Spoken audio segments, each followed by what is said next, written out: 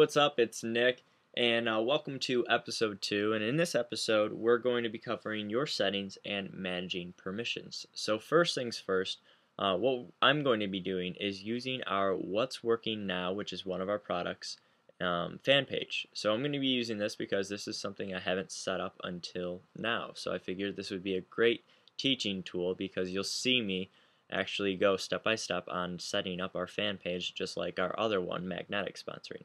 So if you can't see, sometimes you'll see the admin panel, sometimes you won't. You can just toggle that on and off with the hide and the admin panel button.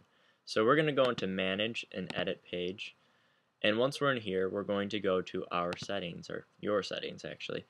So the first thing you'll see is posting preferences.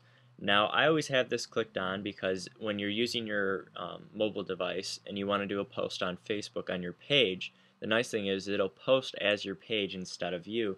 And if you have this clicked off, it can kind of get confusing. But if you want to post on your page as your actual profile user, then you can click this off in save settings. Basically, you'll just post as yourself. And if you want to post as your page, then you have to click the Use as Page button, which I'll show you in a little bit here. The next one down here is your email settings or email notifications.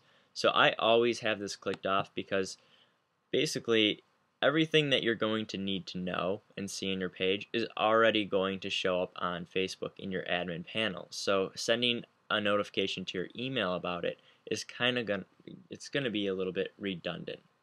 So if you're going to do this, I would actually create an email like the one I've created here that you don't really check all the time, but if you wanted to hook it up on your phone so you knew exactly when someone posted or commented on your page, it would just ping your phone real quick. I always keep it off though. So we'll save changes, and then the next thing is managing permissions.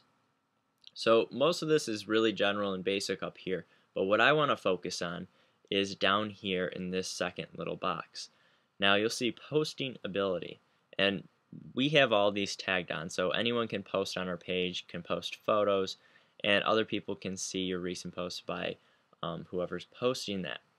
But right here, you can choose to have that hidden from your page or allowed on your page. So if people are posting, so basically if your page is getting really big and you don't want people spamming, or you don't want people's spam comments, which it doesn't matter who you are, no matter what, you're always going to get spam comments. If you don't want them showing up in your page, you can go here and click hidden from page. So their comments will not show up from your page.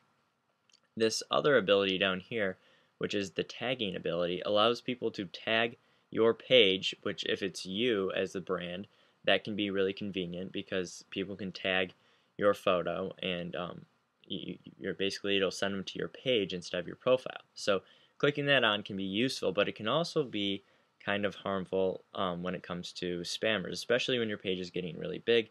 People love using that tagging ability to send spam messages out to mass amounts of people, which can get quite annoying. So we usually just keep that tagging ability off. The next and final little tidbit that I want to cover here is the messages. So right now I have messages on just because I just set up this page, but normally what you'd want to do is turn that off.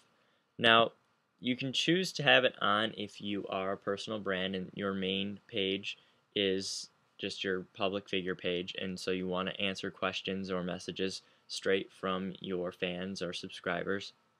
But if you're a product or brand like Magnetic Sponsoring is, we really don't want this up because people tend to ask you support questions and all these different questions that you don't necessarily always see on a day-to-day basis, and obviously we would rather have them use our support system.